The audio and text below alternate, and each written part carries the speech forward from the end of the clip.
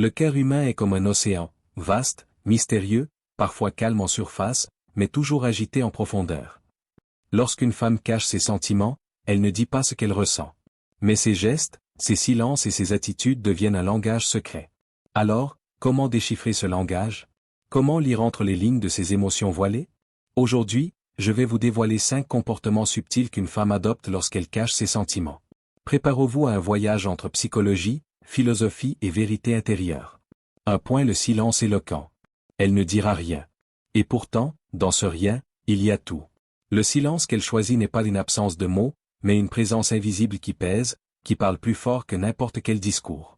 Vous l'avez sûrement remarqué, quand quelqu'un se tait alors que son cœur crie, l'air autour de lui devient plus dense. Les phrases manquent, mais l'émotion, elle, devient palpable, presque tangible. Le silence d'une femme qui cache ses sentiments est une énigme, mais aussi une révélation. Il ressemble à une mer calme en surface, alors qu'en dessous, des vagues se brisent avec une force que personne ne soupçonne. Elle sourit parfois, elle détourne les yeux, elle change de sujet, mais derrière ce masque tranquille, il y a une tempête qui ne demande qu'à éclater. Pourquoi choisit-elle le silence? Peut-être par pudeur, peut-être par peur, peut-être parce que les mots, une fois prononcés, deviennent irréversibles. Le silence, lui, laisse la place au doute, à l'interprétation. Et parfois, il est plus sûr de se taire que de risquer de mettre à nu une vérité que l'on n'est pas prêt à affronter. Le silence n'est pas vide. Il est plein de messages subtils. Il y a le silence qui apaise, le silence qui blesse, le silence qui protège, et celui qui implore. Quand elle choisit de ne rien dire, ce n'est pas qu'elle n'a rien à dire, mais parce que ses mots sont trop lourds pour franchir ses lèvres. Le silence est parfois la plus puissante des réponses. Proverbe persan.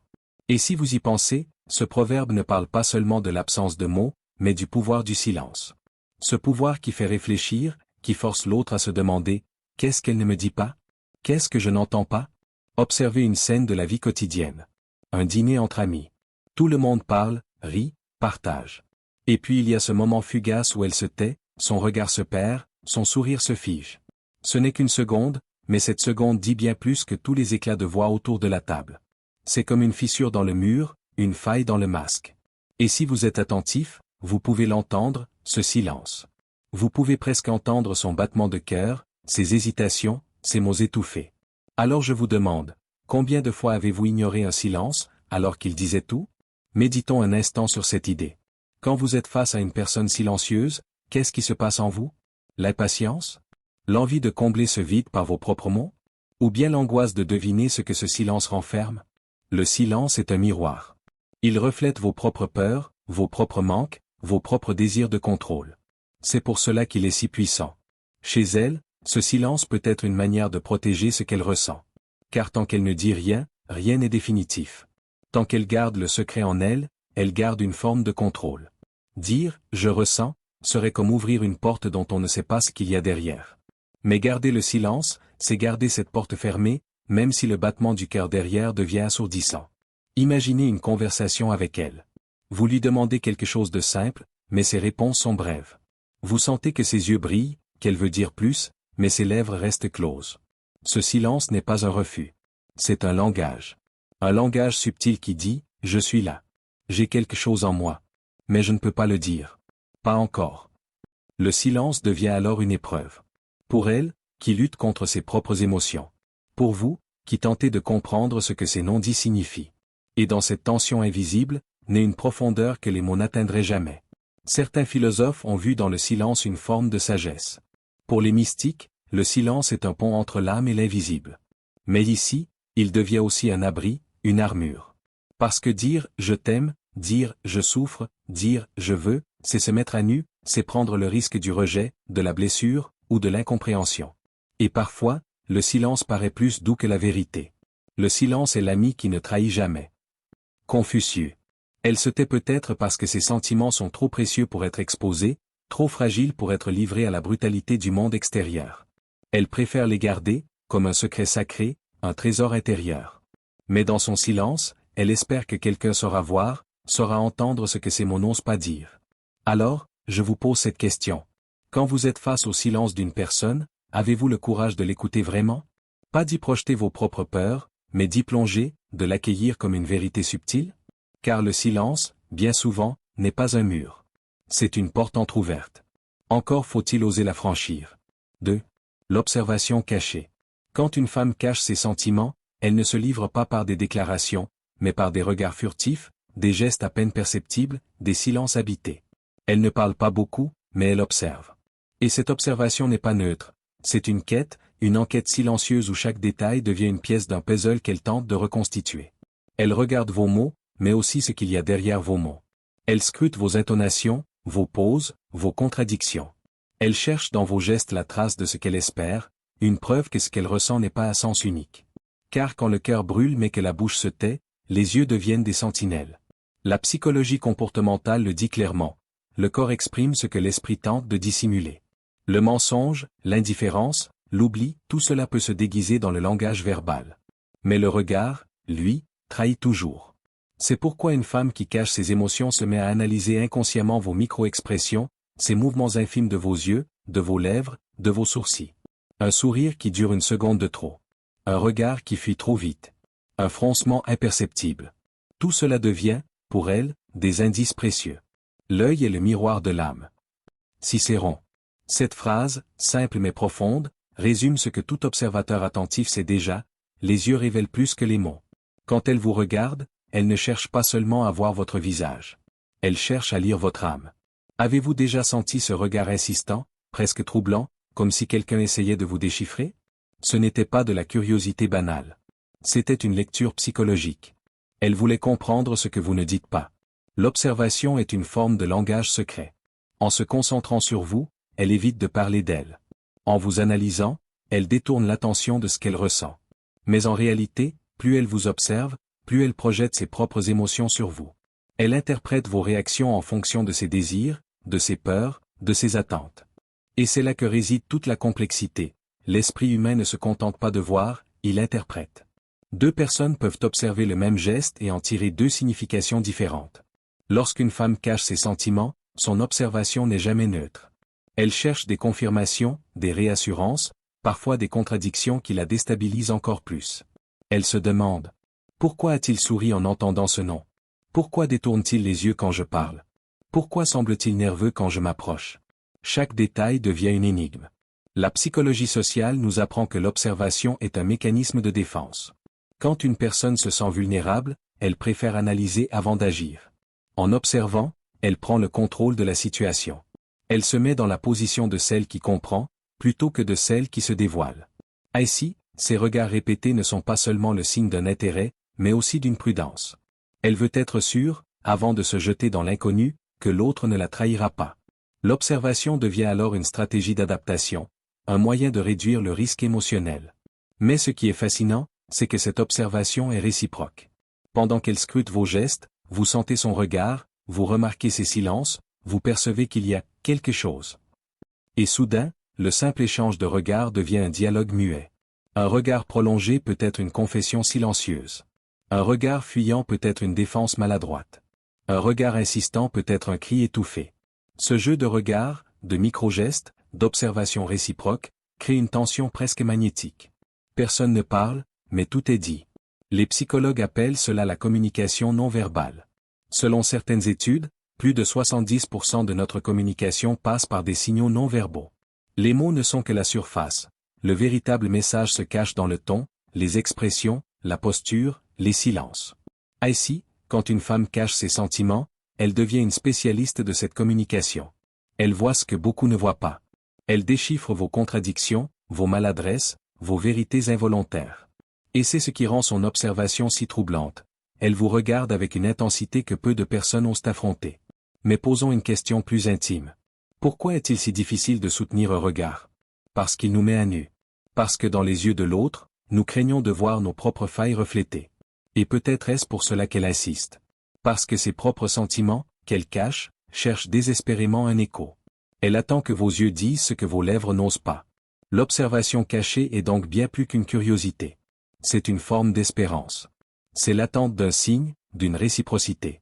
Elle observe non pas pour juger, mais pour espérer. Elle veut voir dans vos gestes une preuve qu'elle n'est pas seule à ressentir ce qu'elle ressent. Et même si elle garde le silence, ses yeux parlent pour elle. 3. La distance paradoxale. Il y a une apparente contradiction dans le comportement humain. Nous désirons ardemment ce qui nous effraie, et nous fuyons ce que nous désirons le plus. C'est précisément ce que Sénèque exprimait lorsqu'il affirmait. Nous fuyons souvent ce que nous désirons le plus. Lorsqu'une femme cache ses sentiments, elle peut adopter ce paradoxe. Elle ne s'éloigne pas parce qu'elle est indifférente. Elle s'éloigne, au contraire, parce que l'intensité de ce qu'elle ressent la dépasse.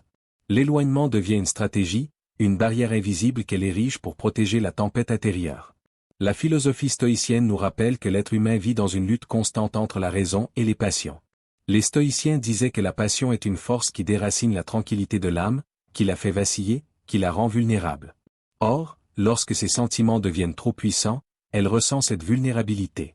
Elle perçoit son cœur comme une faille possible, une brèche ouverte à l'imprévu, à la souffrance, au rejet.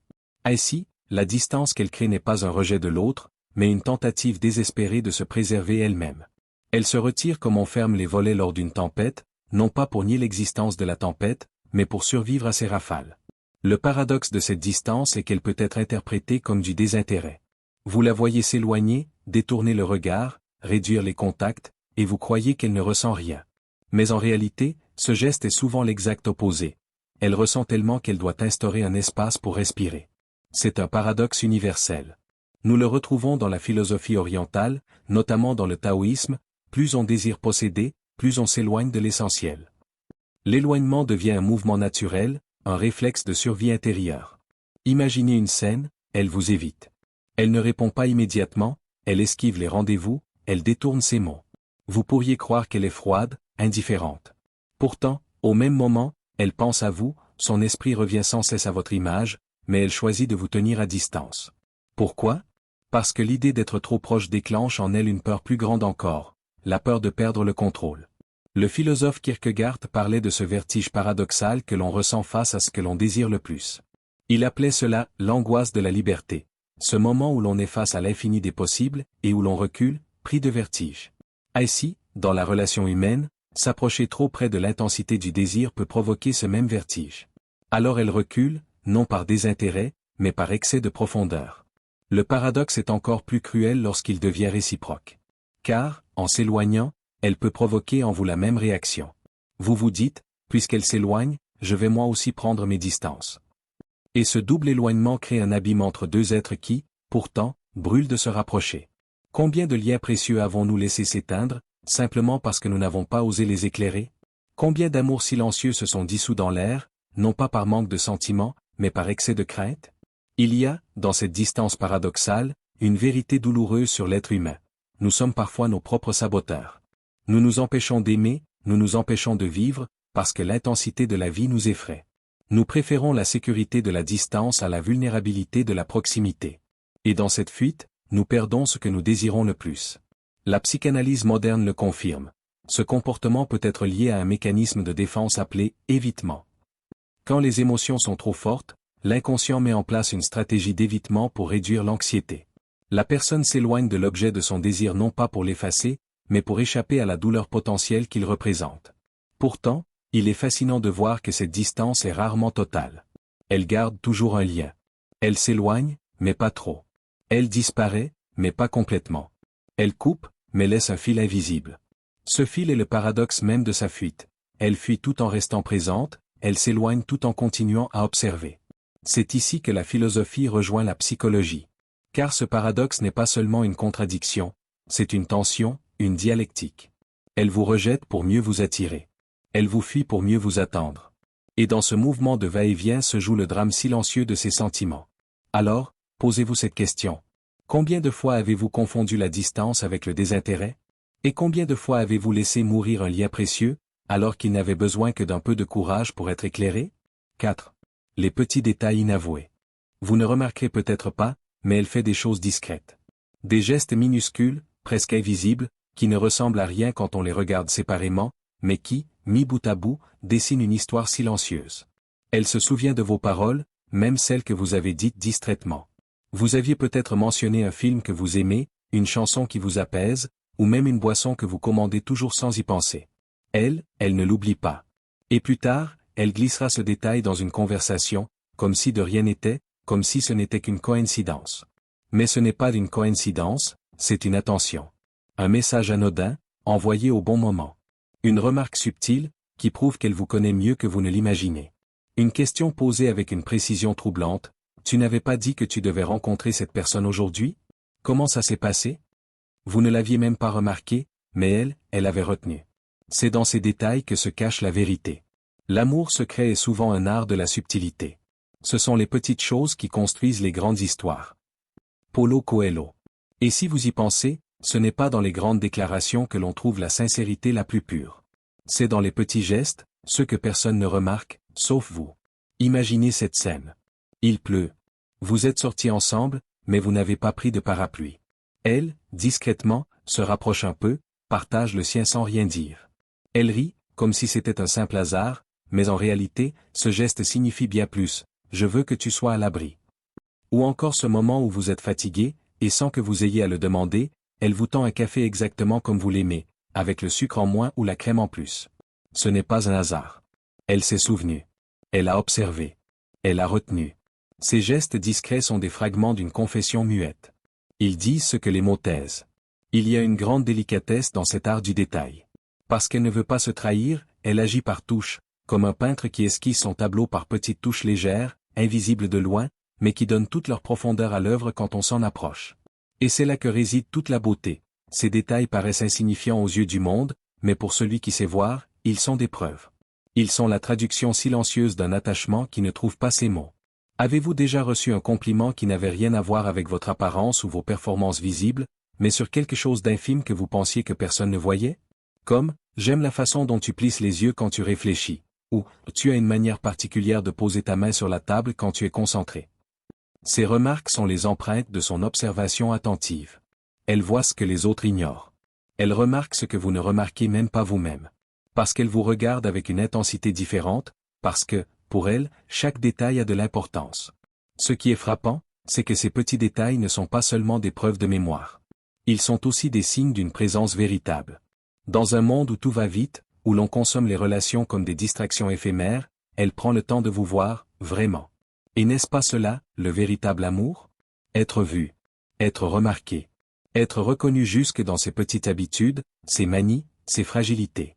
Ces détails sont autant de façons de dire, je t'ai remarqué. Tu n'es pas invisible. Tu comptes pour moi. Réfléchissez un instant. Et si les plus grandes déclarations d'amour ne se disaient jamais avec des mots? Et si elles étaient contenues dans ces gestes imperceptibles, ces attentions qui semblent si simples mais qui révèlent en réalité un monde de tendresse? Un verre d'eau posé devant vous avant même que vous n'ayez demandé. Un sourire qui surgit au moment exact où vous en aviez besoin. Une phrase qui reprend vos propres mots, comme pour dire, j'ai entendu. Je n'ai pas oublié. Les petits détails inavoués sont comme des cailloux blancs semés sur un chemin. Si vous savez les voir, ils vous guident vers la vérité. Si vous les ignorez, vous risquez de passer à côté d'une histoire précieuse. Ils sont discrets, fragiles, mais d'une puissance incroyable. Parce que dans leur simplicité, ils portent une intensité que 1000 mots ne sauraient égaler. 5. Les contradictions de l'âme. Elle rit, mais ses yeux se troublent.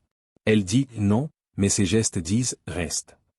Elle affirme être indifférente, mais son corps, malgré elle, se penche vers vous, son souffle se retient à vos mots, son regard vous suit.